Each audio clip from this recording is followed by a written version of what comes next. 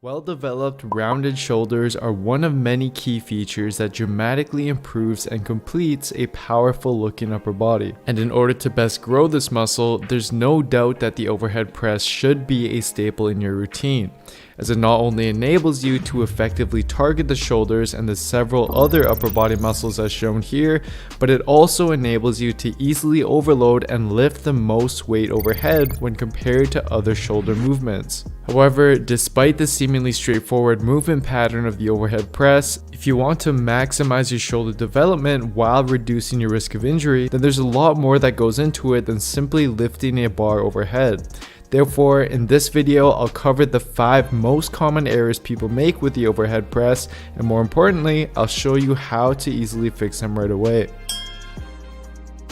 One common overhead pressing mistake is flaring the elbows out during the movement, which from the front view looks like this, where your elbows are pointed directly out to your sides throughout the press. This is often mistakenly done by gripping the bar too wide, which causes the forearms to be misaligned with your hands as shown here. What you want to do instead is grip the bar such that your thumbs are positioned just outside of your shoulders, enabling your forearms to be positioned directly under your hands like so, leading to a stronger and safer press. And in addition to this, at the bottom position, you need to be initiating the press in something called the scapular plane, such that at the bottom position your elbows are pointed slightly forward, or in other words at roughly a 30-degree angle from directly sideways. Then only as you press up should you naturally allow your elbows to turn out to the side, and then return back to the scapular plane as you descend back to the bottom position. This has been shown in multiple biomechanical analysis studies to not only be a safer and more comfortable position for the shoulder joint to be in,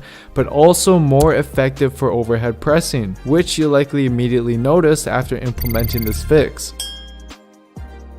In order to perform the overhead press most efficiently, the barbell path needs to be as short as possible, meaning that it needs to travel in almost a vertical line from start to finish, rather than in a curved path around your head. But to successfully accomplish this, you need to create space for the bar as you press. This is done by first very slightly leaning back by sticking your chest up and out before you initiate the press. Then you want to also pull your chin back such that the bar is able to travel straight up as you begin to press. Then, as the bar passes the top of your head, you pull your chin back forward into its neutral position such that at the top position, the bar is positioned directly over your shoulders, hips, and feet in a straight line. Avoid excessively sticking your head forward when doing so, and also avoid positioning the bar too far back at the top. Instead, focus on moving the bar vertically, as this will keep your center of gravity in an optimal position and enable you to lift the most weight possible. Keep in mind though that this mistake may also be due to various mobility restrictions that your body is compensating for,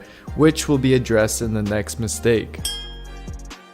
Excessively arching the lower back is probably the most problematic mistake that lifters make when it comes to this movement. Not only does the literature emphasize that this mistake often leads to acute back injuries and lower back pain, but it's also been shown to significantly reduce overhead force and your ability to press heavy loads, which is obviously detrimental to your shoulder development in the long run. So instead, you want to keep your lower back as neutral as possible throughout the lift. But if you're struggling with this and you're not using a weight that's too heavy for you, then there's a couple of things you need to do. First, you need to ensure that your body is as stable as possible throughout the movement. And to do this, before you even initiate the press, you need to first actively squeeze your glutes, quads, and your abdominals. Contracting these 3 muscles before and during the press will provide your body with the stability it needs to prevent your lower back from arching during the press. However, in addition to this, hyperextending the lower back is often a compensation for a lack of mobility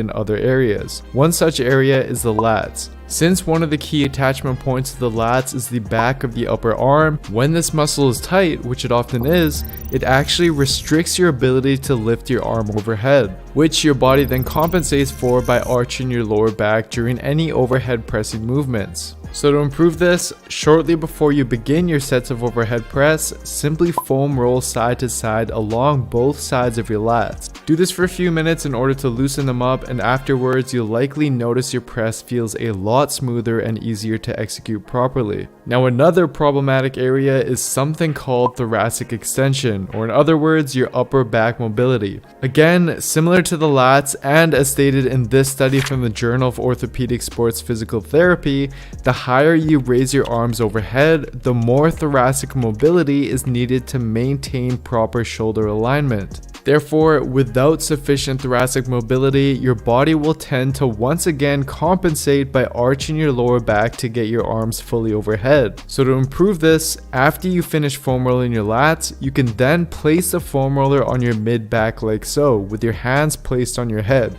You want to simply let your upper back extend over the foam roller as you exhale while avoiding excessively arching your lower back.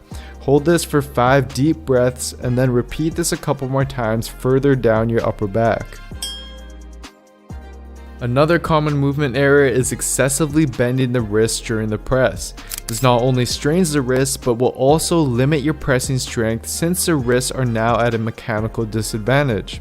Instead, you want to keep the wrists in a neutral position and in line with your forearms as you press. And I find that the best grip to accomplish this is something called the bulldog grip, where you first place the bar such that it sits across the base of your palm, then rotate your hands inward and then grip the bar. If you've never used this grip before, you'll immediately notice that it feels a lot more secure and easier to keep your wrist neutral as you press overhead.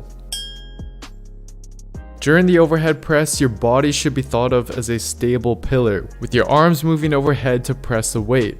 However, what a lot of people do, especially when they begin to fatigue, is start to incorporate more of their legs into the movement by bending then extending them in order to push up more weight or more reps. And although this isn't necessarily a bad thing, it is a completely different movement, and it's actually something called the push press, which shifts some of the tension away from the shoulders. So if you tend to do this, it's simply an indication that you should lighten the weight up or implement the previous fixes discussed, such that you're able to perform your overhead pressing sets with no cheating whatsoever. Do keep in mind though that performing the push press separately can be an effective way to improve your strict overhead press, but it is a separate movement that involves more of your lower body and less of your shoulders when compared to the overhead press, and therefore it shouldn't be used simply as a compensation to lift more weight when performing your strict overhead pressing sets.